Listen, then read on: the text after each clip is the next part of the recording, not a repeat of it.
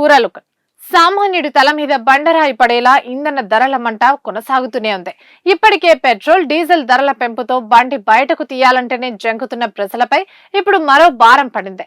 Petrol diesel పెరిగిన మరుసటి రోజే దేశవ్యాప్తంగా సీఎన్జీ ధరలు మరోసారి బగ్గుమన్నాయి.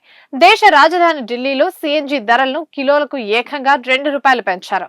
ఈ పెంచిన ధరలు నేటి నుంచే అమల్లోకి రానున్నాయి. అయితే ఇక్కడే అసలు ట్విస్ట్ ఉంది. కేవలం 11 రోజుల్లోనే సీఎన్జీ ధరలు పెరగడం ఇది 4వ సారి కావడం గమనార్హం. అసలే పెట్రోల్ భారం భరించలేక చాలా మంది ప్రత్యామ్నాయంగా సీఎన్జీ వాహనాల వైపు మొగ్గు చూపారు. కానీ ఇప్పుడు ఈ ధరల పెంపు వల్ల సీఎన్జీతో నడిచే క్యాబ్లు, ఆటోలు నడిపించే అన్నదమ్ముల జీవనోపాధి దెబ్బతినేలా కనిపిస్తోంది.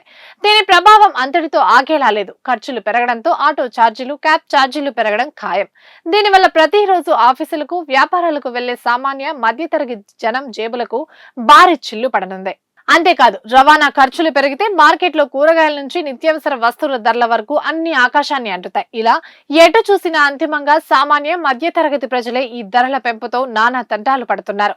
ఒక పక్క పెట్రోల్ డీజిల్ సెగ, మరో పక్క సీఎన్జీ మంట. మొత్తానికి సామాన్యుడి బతుకు భారంగా మారబోతోంది.